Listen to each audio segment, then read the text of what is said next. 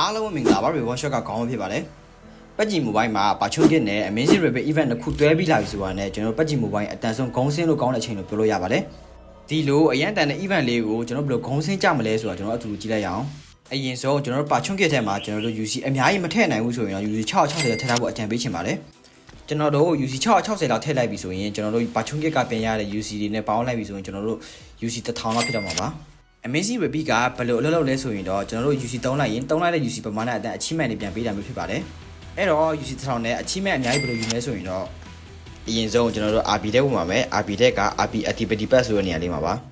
RP Activity Pack ကဘယ်လိုအလုပ်လုပ်လဲဆိုရင်တော့ကျွန်တော်တို့ UC 1000နဲ့ RP point 1000ကိုဝယ်တဲ့ပုံစံမျိုးပါကျွန်တော်တို့ RP Activity Pack တစ်ခါကို UC 1000နဲ့ဖွင့်ရမှာဖြစ်ပြီး UC 1000ပေးလိုက်ရဆိုတာနဲ့ကျွန်တော်တို့ RP point 1000တန်းရမှာဖြစ်ပါတယ်UC 1000နဲ့ဖွင့်နိုင်မယ်ဆိုရင်ကျွန်တော်တို့ RP point 1000နဲ့ Classic Crate နှစ်ခုရမှာပါ RP Active Pack ဖွင့်လိုက်ရင် RP ပုံစံလေးဒီလိုပြောင်းတော့မှာဖြစ်ပါတယ်ဒီတော့ကျွန်တော်တို့ RP mission လေးလုပ်ပြီး RP point 1000ပြီးမှကျွန်တော်တို့ UC 1000ကိုပြင်ရတော့မှာပါ UC 1000နဲ့မဝယ်ခင်ကျွန်တော်တို့ RP mission လုပ်ဖို့ကြံသေးမကြံသေးဆိုတာချက်စစ်ကြည့်ပါ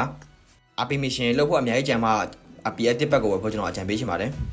ဘာလို့လဲဆိုတော့ကျွန်တော်တို့ RP point 1000မပြည့်ရင်ကျွန်တော်တို့ UC 1000ပြန်မရတော့ပါဘူးအဲ့တော့မဝယ်ခင်ကျွန်တော်တို့တစ်ချက်စစ်ကြည့်ဖို့အကြံပေးချင်ပါတယ် RP Active Pack ဖွင့်လိုက်တဲ့ point 1000ကနေကျွန်တော်တို့ RP 10ဆင်းတက်တော့ပါတယ်